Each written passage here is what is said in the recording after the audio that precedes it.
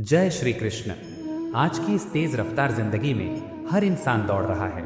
सुबह उठने से लेकर रात को सोने तक हम बस काम कर रहे हैं। कोई पैसे के लिए दौड़ रहा है, कोई नाम के लिए, तो कोई अपने परिवार की ज़रूरतें पूरी करने के लिए। लेकिन इतनी मेहनत के बाद भी क्या हमारे मन में शांति है? अक्सर हम रात को बिस्तर पर लेटते हैं तो एक अजीब सी थकान और खालीपन महसूस होता है। हम सोचते हैं कि क्या जीवन बस एक कोल्हू के बैल की तरह गोल गोल घूमना ही है? क्या हमारे काम का कोई गहरा अर्थ है या हम सिर्फ एक मशीन बन गए हैं? अगर आपके मन में भी कभी ये सवाल उठा है तो इसका सबसे सटीक और जीवन बदलने वाला जवाब भगवत गीता के 3रे अध्याय में है, जिसे हम कर्म योग कहते हैं। ये अध्याय आपके काम करने के नज़रिए को पूरी तरह से बदल देगा और आपके हर दिन के संघर्ष को एक आनंदमय उत्सव में बदल देगा। आइए श्री कृष्ण के इस अद्भुत ज्ञान को अपने आज के जीवन से जोड़कर गहराई से समझते हैं। पिछले अध्याय यानी सांख्य योग में श्री कृष्ण ने अर्जुन को ज्ञान का महत्व समझाया था और बताया था कि आत्मा अमर है, इसलिए शोक मत करो। इस ज्ञान को सुनकर अर्जुन के मन में एक नई और बहुत ही स्वाभाविक उलझन पैदा हो गई।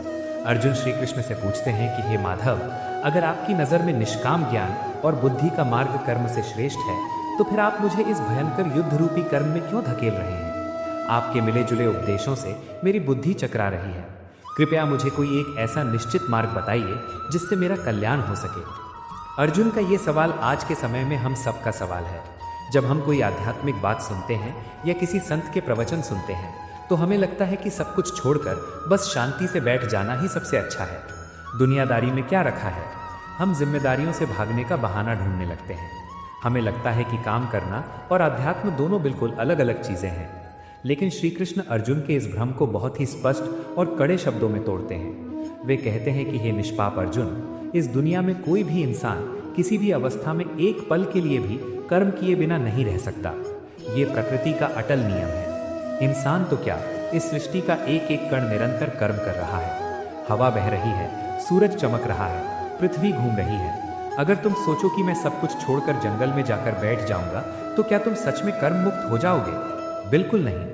वहाँ भी तुम्हारी सांसें चलेंगी, तुम्हारा हृदय धड़केगा, तुम्हें भूख लगेगी। प्रकृति के 3 गुण सत्व, रज और तम तुमसे जबरदस्ती कर्म करवा ही लेंगे। इसलिए कर्म से भागना कोई उपाय नहीं है।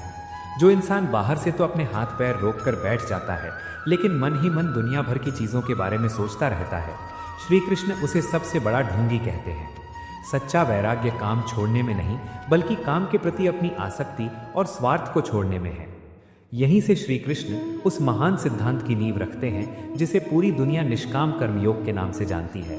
वे कहते हैं कि अपना नियत कर्म करो, क्योंकि कर्म न करने से कर्म करना हमेशा बेहतर है। लेकिन कर्म कैसे करना है, यही असली रहस्य है। आज की हमारी सबसे बड़ी समस्या क्या है? हम कोई भी काम शुरू करने से पहले उसका फल मांगने लगते हैं। अगर मैं ये नौकरी करूंगा तो मुझे कितनी सैलरी मिलेगी? अगर मैं इस रिश्ते में अपना समय दूंगा तो मुझे बदले में क्या प्यार मिलेगा? हमारी हर सांस के पीछे एक सौदेबाजी छिपी होती है। ये लगातार फल की चिंता ही हमारे सारे तनाव, घबराहट और डिप्रेशन की सबसे बड़ी वजह है। जब हमारा ध्यान काम से ज़्यादा उसके नतीजे पर होता है तो हमारा मन वर्तमान में नहीं रहता, वो काल्पनिक डरों में भटकने लगता है। और जहाँ डर है वहाँ सफलता कैसे मिल सकती है? श्री कृष्ण हमें इस डर से आज़ाद करने का एक बहुत ही खूबसूरत तरीका बताते हैं। वे कर्म को यज्ञ की तरह करने को कहते हैं। यज्ञ का मतलब सिर्फ हवन कुंड में लकड़ी जलाना नहीं है। यज्ञ का असली मतलब है अपने स्वार्थ की आहुति देना और दूसरों की भलाई के लिए काम करना। जब आप अपना काम सिर्फ अपने फायदे के लिए नहीं, बल्कि एक बड़ी भावना के साथ करते हैं तो वो काम यज्ञ बन जाता है। एक किसान जब खेत में पसीना बहाता है तो वो सिर्फ अपने लिए अनाज नहीं उगाता, बल्कि हजारों भूखे लोगों का पेट भरता है। उसका वो पसीना एक पवित्र यज्ञ है।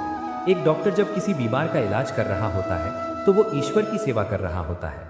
आप ऑफिस में जो भी काम कर रहे हैं, अगर आप उसे पूरी ईमानदारी और इस भाव से करें कि इससे समाज का कुछ भला हो रहा है, तो आपका वो बोरिंग काम भी एक आध्यात्मिक साधना बन जाएगा। जब कर्म यज्ञ बन जाता है तो उसमें थकान नहीं होती, उसमें एक अजीब सा सुकून और आनंद होता है। इसके बाद श्री कृष्ण एक बहुत ही महत्वपूर्ण बात कहते हैं, जो आज के लीडर्स, माता पिता और समाज के हर बड़े इंसान के लिए एक कड़ा सबक है। वे कहते हैं कि हे अर्जुन, जो श्रेष्ठ पुरुष होते हैं वे जैसा आचरण करते हैं, सामान्य लोग भी बिल्कुल वैसा ही करने लगते हैं। श्रेष्ठ पुरुष जिस चीज़ को प्रमाण मान लेते हैं, सारी दुनिया उसी के पीछे चलने लगती है। जरा सोचिए, अगर अर्जुन जैसा महान योद्धा कुरुक्षेत्र के मैदान से पीठ दिखाकर भाग जाता तो आने वाली पीढ़ियां क्या सीखती? वे भी यही मान लेती कि मुश्किल आने पर भाग जाना ही सही रास्ता है। अर्जुन की ये कायरता समाज के लिए एक बहुत बुरा उदाहरण बन जाती। आज हमारे घरों में भी यही हो रहा है। अगर माता पिता बात बात पर झूठ बोलते हैं या छोटी छोटी मुश्किलों में घबरा जाते हैं तो उनके बच्चे भी वही सीखते हैं। अगर ऑफिस का बॉस बेईमानी करता है तो उसके कर्मचारी कभी ईमानदार नहीं हो सकते। हमारा हर कदम, हमारा हर फैसला सिर्फ हमारा नहीं है, वो बहुत से लोगों को प्रभावित कर रहा है। इसलिए श्री कृष्ण कहते हैं कि अपने लिए न सही लेकिन समाज के सामने एक सही आदर्श प्रस्तुत करने के लिए तुम्हें अपना कर्तव्य पूरी निष्ठा से निभाना ही होगा। श्री कृष्ण कर्म योग में एक और बहुत ही क्रांतिकारी बात कहते हैं जो आज के युवाओं को खास तौर पर समझनी चाहिए। वे स्वधर्म की बात करते हैं। स्वधर्म का मतलब है आपकी अपनी प्रकृति, आपके अपने स्वभाव के अनुसार आपका तय किया गया काम। श्री कृष्ण कहते हैं कि अच्छी तरह आचरण किए गए दूसरों के धर्म से गुणों की कमी वाला अपना धर्म बहुत उत्तम है। अपने धर्म में मरना भी कल्याणकारी है, लेकिन दूसरों का धर्म हमेशा भय पैदा करने वाला होता है। आज के समाज में लोग एक दूसरे की नकल करने में लगे हैं। अगर किसी दोस्त ने इंजीनियरिंग में बहुत पैसा कमा लिया तो हम भी अपनी कला या अपने शौक को मारकर इंजीनियर बनने दौड़ पड़ते हैं। हम दूसरों की सफलता की चमक देखकर अपना असली रास्ता भूल जाते हैं। यही दूसरों का धर्म अपनाना है जो हमेशा हमें तनाव, डर और असंतोष से भर देता है। जब आप अपनी जन्मजात प्रतिभा और अपने स्वभाव के विपरीत जाकर कोई काम करते हैं तो आप जिंदगी भर एक अजीब सी घुटन में जीते हैं। लेकिन जब आप अपने स्वधर्म को पहचान लेते हैं, वो काम करते हैं जिसके लिए आप बने हैं, तो चाहे उसमें पैसा कम हो या नाम कम हो, वो आपको रात में एक सुकून की नींद जरूर देता है। कर्म योग हमें यही सिखाता है कि भेड़ चाल से बाहर निकलो और अपने भीतर की आवाज़ सुनकर अपना सच्चा कर्म चुनो। हम अक्सर ये सोचकर अहंकार में डूब जाते हैं कि ये घर मेरी वजह से चल रहा है, ये ऑफिस मेरे बिना एक दिन नहीं चल सकता, मैंने इतनी बड़ी सफलता हासिल की है। ये मैं शब्द ही इंसान के पतन का सबसे बड़ा कारण है। श्री कृष्ण हमारे इस झूठे अहंकार पर बहुत गहरी चोट करते हैं। वे समझाते हैं कि इस सृष्टि के सारे काम असल में प्रकृति के गुणों द्वारा किए जाते हैं, लेकिन जिस इंसान का मन अहंकार से अंधा हो चुका है वो खुद को ही कर्ता मान बैठता है। जरा सोचिए, क्या आपने अपने दिल को धड़कना सिखाया है? क्या आपने अपने पेट में भोजन को पचना सिखाया है? जब आपके अपने शरीर के अंदर के सबसे महत्वपूर्ण काम आपके नियंत्रण में नहीं है तो आप बाहर की दुनिया के कर्ता कैसे हो सकते हैं? आप तो सिर्फ एक माध्यम है, एक छोटे से उपकरण है। जिस दिन इंसान को ये समझ आ जाता है कि करने वाली कोई और परम शक्ति है और मैं सिर्फ उसका एक निमित्त मात्र हूँ, उस दिन उसके कंधों से दुनिया भर की चिंताओं का सारा बोझ नीचे गिर जाता है। जब आप खुद को बीच में से हटा देते हैं तो आपके काम में एक अद्भुत परफेक्शन आ जाता है। तब आप सफलता मिलने पर घमंड से फूलते नहीं हैं और विफलता मिलने पर डिप्रेशन में टूटते नहीं हैं। आप जानते हैं कि आपका काम सिर्फ बीज बोना था, बारिश करना और धूप देना उस ऊपर वाले के हाथ में है। यही वो मानसिक स्वतंत्रता है जो कर्म योग हमें देना चाहता है।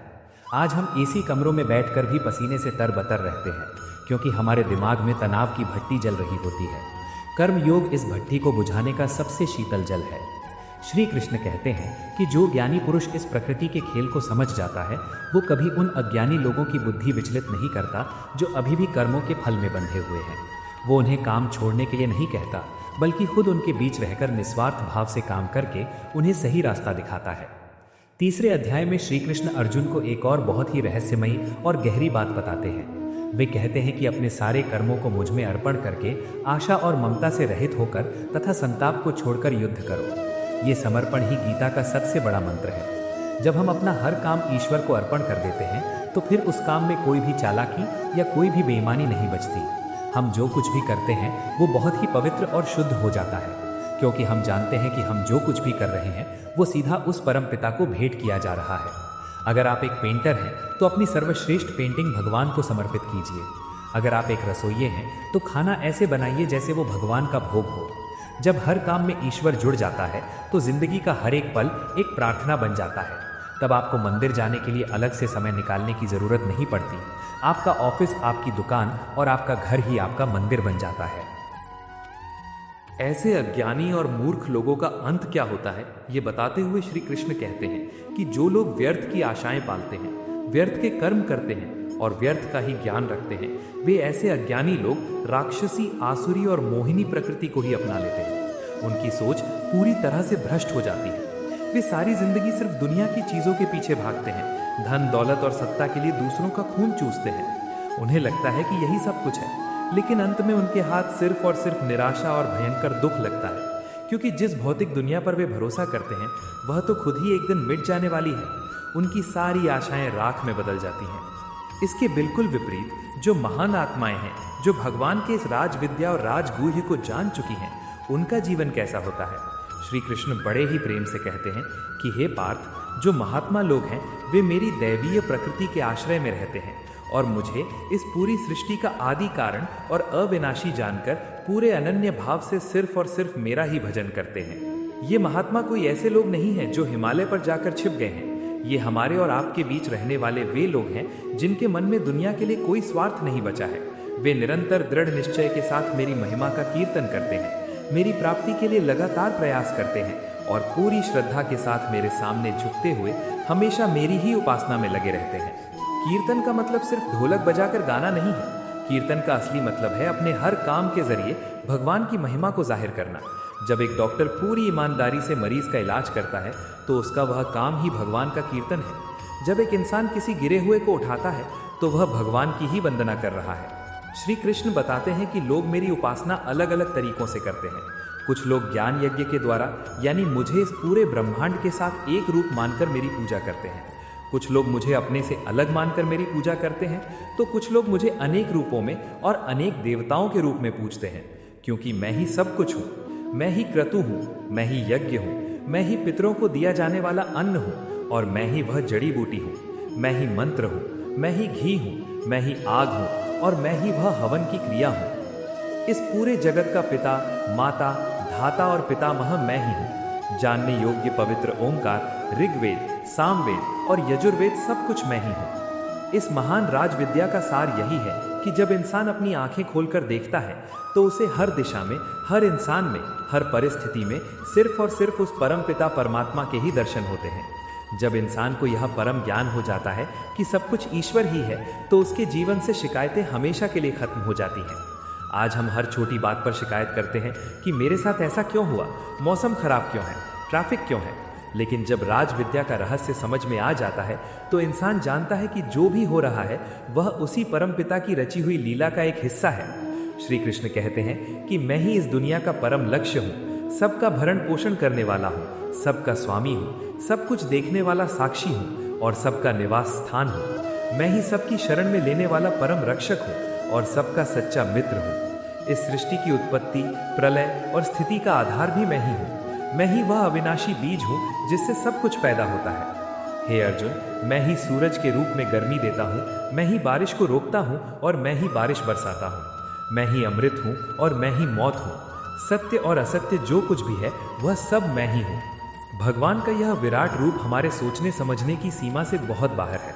हम भगवान को इंसान के रूप में पूछते हैं क्योंकि वह हमारे लिए आसान है, लेकिन असल में भगवान वह ऊर्जा है जो सूरज को जला रही है, जो बादलों को चला रही है और जो हमारे भीतर सांस बनकर धड़क रही है। जब यह रहस्य इंसान के हृदय में उतर जाता है तो उसे लगता है कि वह इस दुनिया में अकेला नहीं है, वह उस परम शक्ति की गोद में खेल रहा है। लेकिन जो लोग इस राज विद्या को नहीं समझ पाते और सिर्फ वेदों के कर्म कांडों में फंसे रहते हैं, उनका क्या होता है? श्री कृष्ण एक बहुत ही कड़वा सच बताते हैं जो आज के दौर के उन लोगों पर पूरी तरह से लागू होता है जो सिर्फ स्वर्ग पाने के लिए पूजा पाठ करते हैं। वे कहते हैं कि जो लोग तीनों वेदों में बताए गए सकाम कर्मों को करते हैं और सोमरस पीकर पापों से पवित्र होते हैं, वे स्वर्ग की प्राप्ति के लिए मेरी ही पूजा करते हैं। ऐसे लोग अपने पुण्यों के फल स्वरूप इंद्रलोक में जाते हैं और वहां देवताओं के दिव्य सुख भोगते हैं। वे उस विशाल स्वर्ग लोक का पूरा आनंद लेते हैं, लेकिन जब उनके पुण्यों का क्षय हो जाता है, यानी जब उनका बैलेंस खत्म हो जाता है, तो उन्हें वापस इसी मृत्यु लोक में, इसी दुखों की दुनिया में लौट कर आना पड़ता है। इस प्रकार सिर्फ तीनों वेदों के धर्म का पालन करने वाले और भौतिक इच्छाएं रखने वाले लोग बार बार इस दुनिया में आते और जाते रहते हैं। ये बात हमें एक बहुत बड़ी चेतावनी देती है। भगवान हमें सिखाते हैं कि तुम्हारी मंजिल कोई स्वर्ग या जन्नत नहीं है। स्वर्ग तो सिर्फ एक सुख सुविधा वाला स्टेशन है, मंजिल नहीं। अगर तुम सिर्फ स्वर्ग की लालच में अच्छे काम कर रहे हो तो तुम एक बहुत बड़े धोखे में हो। तुम्हें वहां से धक्के मारकर वापस निकाल दिया जाएगा जब तुम्हारे पुण्य खत्म होंगे। भगवान की राजविद्या यह सिखाती है कि तुम्हें स्वर्ग नहीं बल्कि उस परम शांति को मांगना है जिसके बाद कभी लौटना न पड़े और वह परम शांति सिर्फ एक ही तरीके से मिल सकती है, जिसका वर्णन श्री कृष्ण अब इस 9वें अध्याय के सबसे महान और सबसे चमत्कारी श्लोक में करते हैं। वह श्लोक जो करोड़ों लोगों के जीवन का सबसे बड़ा सहारा है और जो भगवान की सबसे पक्की गारंटी है। अर्जुन के इस सीधे और गहरे सवाल के जवाब में श्री कृष्ण जो कहते हैं वो मानव मनोविज्ञान का सबसे बड़ा और सबसे कड़वा सच है। श्री कृष्ण कहते हैं कि हे अर्जुन, ये काम है, ये क्रोध है जो रजोगुण से पैदा होता है। ये बहुत खाने वाला यानी कभी न भरने वाला और महापापी है। इस संसार में तू इसी को अपना सबसे बड़ा दुश्मन मान। आज की दुनिया में काम का मतलब सिर्फ शारीरिक आकर्षण या वासना नहीं है। काम का मतलब है हर वो अनियंत्रित इच्छा जो हमें चैन से बैठने नहीं देती। मुझे वो नया फ़ोन चाहिए, मुझे वो बड़ी गाड़ी चाहिए, मुझे अपने पड़ोसी से ज़्यादा पैसा चाहिए, समाज में मेरा रुतबा सबसे ऊंचा होना चाहिए। ये जो चाहिए की रट है, ये जो एक ना मिटने वाली प्यास है, यही काम है। ये एक ऐसी भयानक आग है जिसमें आप जितना घी डालेंगे ये उतनी ही और भड़केगी। हम अक्सर खुद को ये धोखा देते हैं कि बस ये एक आखिरी चीज़ मिल जाए, ये एक प्रमोशन हो जाए या ये एक डील पक्की हो जाए, फिर मैं आराम से शांति से बैठूंगा। लेकिन क्या असल ज़िंदगी में ऐसा कभी होता है? एक इच्छा पूरी होते ही 10 नई इच्छाएं अपने आप पैदा हो जाती हैं और हम जिंदगी भर इस मृग तृष्णा के पीछे पागलों की तरह भागते रहते हैं। और जब हमारी ये अंतहीन इच्छा पूरी नहीं होती या इसमें कोई भी रुकावट आती है तो क्या होता है? तब उसी इच्छा के गर्भ से जन्म लेता है क्रोध यानी गुस्सा। आप खुद अपने जीवन को पलट कर देखिए, आपको सबसे ज़्यादा गुस्सा कब आता है? तभी ना जब चीज़ें आपके मन मुताबिक नहीं होती या आपकी कोई बहुत गहरी चाहत अधूरी रह जाती है। श्री कृष्ण कहते हैं कि ये काम और क्रोध असल में एक ही सिक्के के दो पहलू हैं। जब इच्छा हावी होती है तो वो काम है और जब इच्छा टूटती है तो वो क्रोध है। क्रोध इंसान की सोचने समझने की ताकत को बिल्कुल वैसे ही जलाकर राख कर देता है जैसे सूखी घास को आग। गुस्से में इंसान अंधा हो जाता है और अपने ही सबसे प्यारे रिश्तों को ऐसे शब्द बोल देता है जो जिंदगी भर के घाव दे जाते हैं। ये क्रोध हमारी बरसों की कमाई हुई इज्जत, हमारे करियर और हमारी मानसिक शांति को एक पल में खा जाता है। इसीलिए गीता हमें बाहर के दुश्मनों से नहीं बल्कि अपने ही अंदर बैठे इन दो खूंखार दुश्मनों से सावधान रहने को कहती है। श्री कृष्ण इस इच्छा रूपी दुश्मन की भयानकता और इसके काम करने के तरीके को 3 बहुत ही सटीक और सुंदर उदाहरणों से समझाते हैं। वे कहते हैं कि जैसे धुएं से आग छिप जाती है, जैसे धूल से शीशा गंदा हो जाता है और जैसे गर्भ से बच्चा ढका रहता है, बिल्कुल वैसे ही इस काम और अनियंत्रित इच्छा ने इंसान के सच्चे ज्ञान को ढक रखा है। आज के युग को देखिए, हमारे पास दुनिया भर की डिग्रियां हैं, हम टेक्नोलॉजी में इतने आगे निकल गए हैं, हमने चांद और मंगल पर अपनी जगह बना ली है, लेकिन फिर भी हम इतने दुखी और बेचैन क्यों हैं? क्योंकि हमारी असली समझ इस ना बुझने वाली इच्छा के काले धुएं से छिप गई है। हमें लगता है कि खुशी बाहर के किसी बड़े शॉपिंग मॉल में बिक रही है या किसी दूसरे इंसान के हाथ में है, जबकि परम आनंद और असली खुशी हमारे अपने ही भीतर मौजूद है। ये इच्छाओं की धूल जब तक हमारे मन के शीशे पर जमी रहेगी, हमें अपना असली और शांत स्वरूप कभी दिखाई नहीं देगा। अब अगर इस शक्तिशाली दुश्मन को मारना है तो किसी भी युद्ध की तरह हमें ये पता होना चाहिए कि ये छिपता कहाँ है। श्री कृष्ण इसके छिपने के 3 मुख्य ठिकाने बताते हैं: इंद्रियां, मन और बुद्धि। हमारी आंखें, कान, नाक, त्वचा और जीभ, ये हमारी 5 ज्ञानेंद्रियां हैं। ये दुश्मन सबसे पहले इन्हीं दरवाज़ों से हमारे भीतर घुसता है। बाहर की दुनिया की कोई चमक दमक, कोई बहुत सुंदर चीज़ हमारी आंखों या कानों के जरिए अंदर आती है, फिर वो हमारे मन को भटकाना शुरू करती है। मन जो कि बहुत चंचल है, वो लगातार उस चीज़ के बारे में सोचने लगता है और उसके सपने बुनने लगता है, और अंत में वो हमारी बुद्धि को भी भ्रष्ट कर देती है। बुद्धि जो हमारे भीतर का जज है, जो सही और गलत का फैसला करती है, वो भी इस तीव्र इच्छा के आगे घुटने टेक देती है।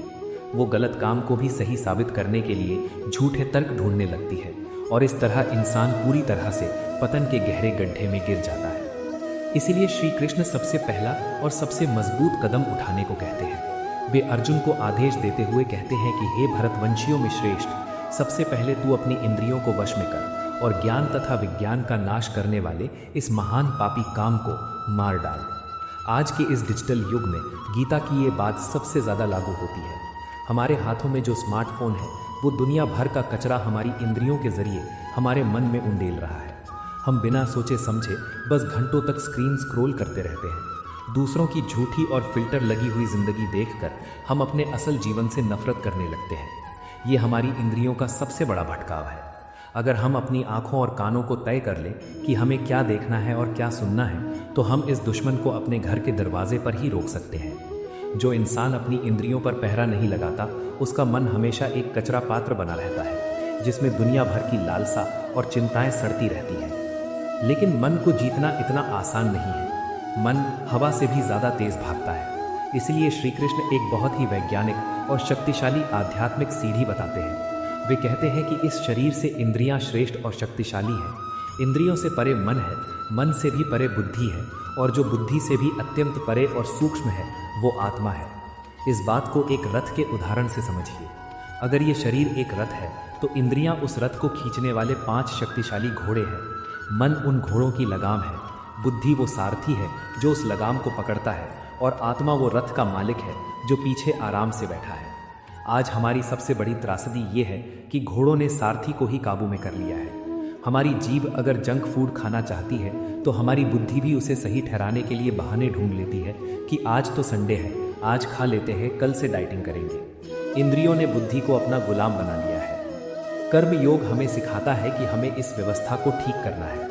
हमें अपनी बुद्धि को मजबूत और सात्विक बनाना है। जब भी मन किसी गलत इच्छा की तरफ भागे तो एक तेज और स्पष्ट बुद्धि से उसे वहीं रोकना है। और ये बुद्धि तब अजेय हो जाती है जब हम उस परम तत्व, उस आत्मा को गहराई से पहचान लेते हैं।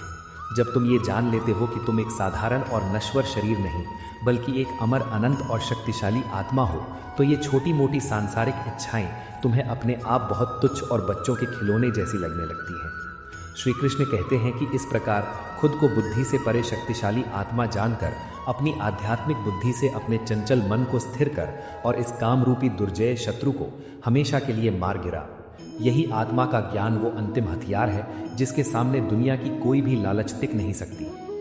जब हम अपने स्वार्थ और इन अनियंत्रित इच्छाओं पर विजय पा लेते हैं, तब हम जीवन में जिस ऊंचाई पर पहुंचते हैं वहीं से सच्चे कर्म योग की शुरुआत होती है। तब हम अपने छोटे से मैं और मेरे के दायरे से बाहर निकल आते हैं और लोक संग्रह के लिए काम करते हैं। लोक संग्रह का मतलब है पूरे समाज का, पूरी दुनिया का निस्वार्थ कल्याण। तब हमारा हर कदम सिर्फ हमारा पेट भरने के लिए नहीं बल्कि इस सृष्टि को और सुंदर बनाने के लिए उठता है। श्री कृष्ण खुद अपना महान उदाहरण देते हुए अर्जुन से कहते हैं कि हे पार्थ, इन तीनों लोकों में मेरे लिए कोई भी कर्तव्य बाकी नहीं है और ना ही कोई ऐसी चीज़ है जो मुझे प्राप्त ना हो। मैं पूर्ण हूँ, मुझे किसी चीज़ की कमी नहीं है। फिर भी मैं लगातार पूरी ऊर्जा के साथ कर्म में लगा रहता हूँ, क्योंकि अगर मैं आलसी होकर कर्म करना छोड़ दूँ तो ये पूरी दुनिया नष्ट हो जाएगी और सामान्य लोग मेरे ही रास्ते पर चलकर अपना विनाश कर लेंगे। ईश्वर होकर भी श्री कृष्ण इस दुनिया के नियम नहीं तोड़ते बल्कि एक आम इंसान की तरह अपना हर कर्तव्य पूरी निष्ठा से निभाते हैं। यहाँ श्री कृष्ण एक बहुत ही बारीक लेकिन जीवन बदलने वाला अंतर स्पष्ट करते हैं। वे बताते हैं कि एक अज्ञानी इंसान भी दिन रात मेहनत करता है और एक ज्ञानी पुरुष भी दिन रात मेहनत करता है। बाहर से देखने में दोनों बिल्कुल एक जैसे लगते हैं। दोनों सुबह तैयार होकर ऑफिस जाते हैं, दोनों दिन भर पसीना बहाते हैं और दोनों शाम को थक कर घर आते हैं, लेकिन दोनों के मन की स्थिति में ज़मीन और आसमान का फर्क होता है। अज्ञानी इंसान उस काम के फल में पूरी तरह बंधा हुआ है। वो अपनी लालच के लिए, अपनी ईर्ष्या के लिए दौड़ रहा है। अगर उसे फल नहीं मिलेगा तो वो काम करना बंद कर देगा या दूसरों को धोखा देगा। जबकि दूसरी तरफ एक ज्ञानी इंसान पूरी तरह से अनासक्त होकर बिना किसी स्वार्थ के सिर्फ समाज को एक सही दिशा दिखाने के लिए और ईश्वर की सेवा मानकर अपना कर्तव्य निभा रहा है। कर्म योग का ये सबसे बड़ा और सबसे गहरा रहस्य है कि काम तो छोड़ना ही नहीं है, सिर्फ उस काम के पीछे की नीयत और भावना को बदल देना है। स्वार्थ की जगह सेवा का पवित्र भाव लाना है। जब हम इस निष्काम भाव से अपने जीवन के छोटे बड़े हर काम को अंजाम देते हैं तो हमारे भीतर से सारा तनाव, सारा डर और भविष्य की सारी बेचैनी हमेशा के लिए खत्म हो जाती है। तब हम दुनिया से ये शिकायत नहीं करते कि इस दुनिया ने मुझे क्या दिया, बल्कि हम ये सोचकर खुश होते हैं कि हम इस दुनिया को क्या देकर जा रहे हैं। हमारा जीवन एक बहती हुई नदी की तरह हो जाता है जो हर प्यासे की प्यास बुझाती है बिना ये हिसाब रखे कि किसने उसे धन्यवाद कहा और किसने नहीं। यही भगवत गीता के तीसरे अध्याय का वो अमृत है जो इंसान को चिंताओं और डिप्रेशन की चिता से उठाकर परम शांति और आनंद के सिंहासन पर बैठा देता है। कर्मयोग हमें जिम्मेदारियों से भागने वाला भगोड़ा नहीं बनाता, बल्कि हमें एक सच्चा कर्मवीर बनाता है जो इस कोलाहल भरे संसार के बीच रहकर भी संसार की गंदगी से पूरी तरह अछूता रहता है, बिल्कुल जल में खिले उस कमल के पत्ते की तरह जिस पर पानी की एक बूंद भी नहीं टिक पाती और जो कीचड़ में रहकर भी अपनी पवित्रता और अपनी सुंदरता कभी नहीं खोता। जल में खिले कमल के पत्ते की तरह बनना सुनने में बहुत ही सुंदर और काव्यात्मक लगता है, लेकिन जब हम सोमवार की सुबह भारी ट्रैफिक में फंसे होते हैं, जब ऑफिस में हमारा बॉस हमारे काम में कमियां निकाल रहा होता है या जब हमारा कोई अपना हमें धोखा दे देता है, तब ये कमल का पत्ता बनना बहुत मुश्किल हो जाता है। उस समय हमारे भीतर का सारा ज्ञान उड़ जाता है और हम फिर से उसी क्रोध और तनाव के भंवर में गिर जाते हैं। श्री कृष्ण इस बात को बहुत अच्छी तरह समझते हैं। वे जानते हैं कि हम इंसान कमज़ोर हैं और बार बार गिरेंगे। इसलिए कर्मयोग कोई जादू की छड़ी नहीं है जिसे घुमाते ही रातों रात सब कुछ ठीक हो जाएगा। ये एक निरंतर चलने वाला अभ्यास है, एक गहरी साधना है। जब आप जीवन की किसी भी मुश्किल परिस्थिति में गिरते हैं तो खुद को कोसने या निराश होने के बजाय ये देखिए कि आप क्यों गिरे। अगली बार जब वही परिस्थिति आए तो तुरंत प्रतिक्रिया देने के बजाय थोड़ा सा रुकें, एक गहरी सांस लें और शांति से अपने मन को स्थिर करें। यही छोटा सा ठहराव, यही एक पल की चेतना आपको एक साधारण और अशांत इंसान से एक स्थित प्रज्ञ कर्मयोगी में बदल देती है। आज के समय में हम सब एक बहुत ही खतरनाक मानसिक बीमारी से पीड़ित हैं जिसे तुलना करना कहते हैं। हम हमेशा अपनी ज़िंदगी को, अपनी सफलताओं को दूसरों की ज़िंदगी से तौलते रहते हैं। आज की डिजिटल दुनिया ने इस बीमारी को एक भयंकर महामारी बना दिया है। हम दूसरों की चमकती हुई झूठी तस्वीरें देखकर अपने असल और सुंदर जीवन से नफरत करने लगते हैं। हम ये बिल्कुल भूल जाते हैं कि इस सृष्टि में हर इंसान की यात्रा अलग है, उसका कर्म अलग है और उसका संघर्ष पूरी तरह से अलग है। भगवत गीता का ये तीसरा अध्याय हमें इसी तुलना के मीठे जहर से बचाता है। श्री कृष्ण बार बार स्वधर्म के पालन पर जोर देते हैं। वे कहते हैं कि तुम्हारा जो अपना रास्ता है, जो तुम्हारी अपनी प्रकृति है, चाहे वो दुनिया की नज़र में कितना भी साधारण क्यों ना हो, वही तुम्हारे लिए सबसे उत्तम और मोक्ष देने वाला है। किसी दूसरे के आकर्षक रास्ते पर चलकर अगर तुम दुनिया भर की दौलत और शोहरत भी कमा लोगे तो भी रात को तुम्हें चैन की नींद कभी नहीं आएगी। कर्मयोग हमें यही सिखाता है कि भेड़ चाल का हिस्सा मत बनो, अपनी खुद की दौड़ दौड़ो। किसी और इंसान से आगे निकलने के लिए नहीं, बल्कि कल के अपने खुद के रूप से आज बेहतर बनने के लिए मेहनत करो। जब हमारी प्रतियोगिता बाहर की दुनिया से खत्म होकर खुद से शुरू होती है तो हमारे भीतर किसी के लिए कोई ईर्ष्या या कोई नफरत नहीं पनपती और हमारा मन एक शांत सरोवर की तरह हमेशा पवित्र रहता है। कर्मयोग का एक और बहुत ही अद्भुत और गहरा पहलू है जिसे शास्त्रों में प्रसाद बुद्धि कहा जाता है। ये एक ऐसा चमत्कारी विचार है जो पल भर में आपकी जिंदगी की सारी शिकायतों और सारे दुखों को हमेशा के लिए मिटा सकता है। जब हम किसी मंदिर में जाते हैं और वहाँ के पुजारी हमें भगवान का प्रसाद देते हैं तो क्या हम कभी ये शिकायत करते हैं कि मुझे ये प्रसाद कम क्यों मिला या उस दूसरे इंसान को मुझसे ज़्यादा क्यों मिला? बिल्कुल नहीं। हमें जो भी मिलता है, चाहे वो एक छोटा सा मिश्री का दाना हो या कोई बहुत बड़ा फल, हम उसे पूरी श्रद्धा से अपने माथे से लगाते हैं और खुशी खुशी स्वीकार कर लेते हैं। हम ऐसा क्यों करते हैं? क्योंकि हमें पूरा विश्वास है कि वो सीधा हमारे भगवान के दरबार से आया है और उसमें हमारा कल्याण छिपा है। श्री कृष्ण कहते हैं कि ठीक इसी तरह जीवन में तुम जो भी कर्म करते हो, उसका जो भी परिणाम नियति तुम्हें देती है, उसे उसी परमेश्वर का प्रसाद मानकर सिर माथे पर लगा लो। चाहे वो तुम्हारी मनचाही सफलता का मीठा प्रसाद हो या किसी बड़ी असफलता का कड़वा प्रसाद, दोनों ही उसी परम पिता ने तुम्हारी आध्यात्मिक उन्नति के लिए भेजे हैं। जब तुम्हारे भीतर ये महान प्रसाद बुद्धि आ जाती है तो तुम जिंदगी और उसकी परिस्थितियों से लड़ना बंद कर देते हो। तुम हर हाल में मुस्कुराना और हर हाल में ईश्वर का धन्यवाद करना सीख जाते हो। हम अक्सर अपने मानवीय रिश्तों में भी यही व्यापार और यही सौदेबाजी करते हैं। हम अक्सर कहते हैं कि मैंने तुम्हारे लिए इतना सब कुछ किया, अपना पूरा जीवन तुम्हारे लिए कुर्बान कर दिया, लेकिन तुमने बदले में मेरे लिए क्या किया? जब भी हमारे प्यार और हमारे समर्पण में ये मैंने और तुमने का हिसाब किताब आ जाता है तो वो रिश्ता कभी पवित्र नहीं रह जाता। वो सिर्फ एक भावनाओं का बाजार बन जाता है और जहाँ सौदा होता है वहाँ कभी ना कभी घाटा ज़रूर होता है और उसी घाटे का नाम धोखा और दुख है। कर्म योग हमें हमारे रिश्तों में भी पूरी तरह से निष्काम होना सिखाता है। अपने बच्चों के लिए, अपने माता पिता के लिए या अपने जीवन साथी के लिए तुम जो कुछ भी करते हो तो ये सोचकर करो कि ये तुम्हारा उनके प्रति सबसे बड़ा धर्म है और ईश्वर ने खुद तुम्हें उनकी सेवा करने का ये महान सौभाग्य दिया है। बदले में उनसे प्यार, सम्मान या किसी भी चीज़ की उम्मीद मत रखो। जब तुम बिना किसी शर्त के, बिना किसी उम्मीद के किसी को अपना 100% देते हो, तो वो समर्पण तुम्हें कभी कमज़ोर या लाचार नहीं करता, बल्कि वो तुम्हें ब्रह्मांड की सबसे बड़ी और अजेय ताकत से भर देता है। जो सिर्फ और सिर्फ देना जानता है, उससे दुनिया की कोई भी ताकत कुछ भी नहीं छीन सकती। जब हम इस तरह निस्वार्थ भाव से अपना जीवन जीना शुरू करते हैं, तो हम धीरे धीरे अपने छोटे से मैं और मेरा के कैद खाने से बाहर निकल आते हैं। हमारा सारा झूठा अहंकार बर्फ की तरह पिघलने लगता है और हम इस पूरी ब्रह्मांडीय सृष्टि के साथ एक बहुत ही गहरा और अटूट जुड़ाव महसूस करने लगते हैं। तब हमें ये समझ में आता है कि ये नदियाँ, पहाड़ और ये सारे जीव जंतु हमसे बिल्कुल भी अलग नहीं हैं। हम सब एक ही विशाल और दिव्य चित्र के अलग अलग रंग हैं। और तब हमारे भीतर से वो सबसे ऊंची और महान भावना पैदा होती है, जिसे श्री कृष्ण ने गीता में लोक संग्रह कहा है, जिसका अर्थ है बिना किसी स्वार्थ के पूरी दुनिया का कल्याण चाहना।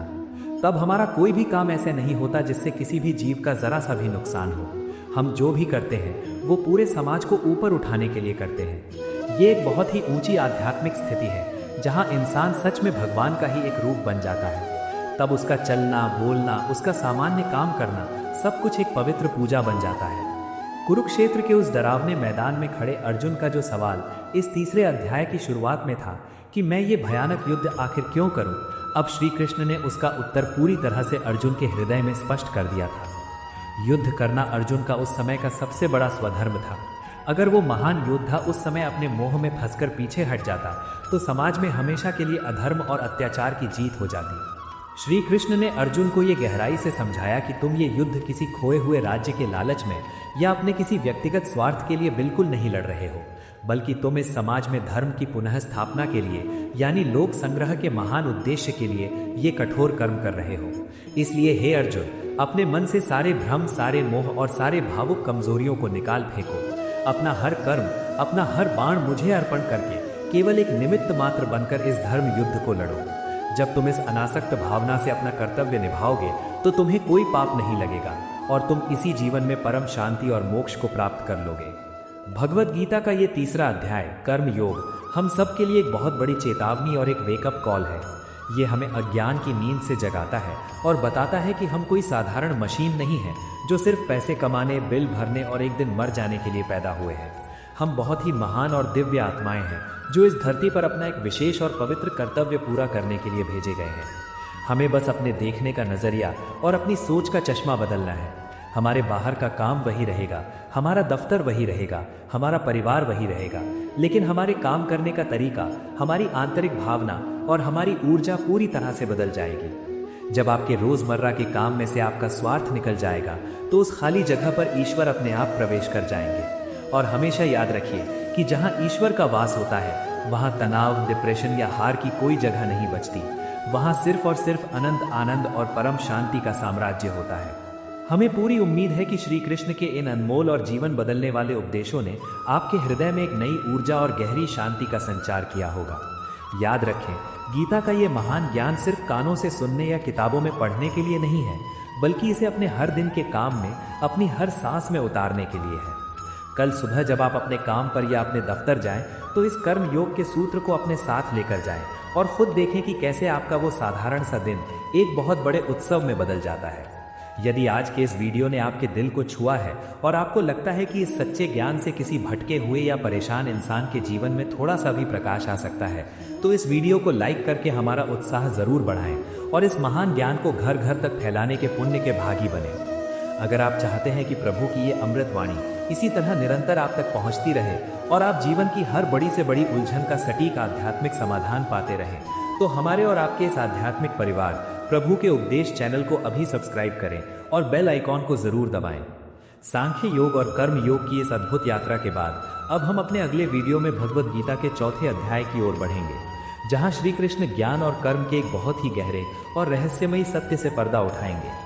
आप अपने विचार, अपने अनुभव या अपने मन का कोई भी सवाल हमें नीचे कमेंट बॉक्स में ज़रूर बताएं। हमें आपके शब्दों का हमेशा इंतज़ार रहता है। अंत तक हमारे साथ जुड़े रहने और अपना बहुमूल्य समय देने के लिए आपका हृदय की गहराइयों से बहुत बहुत आभार।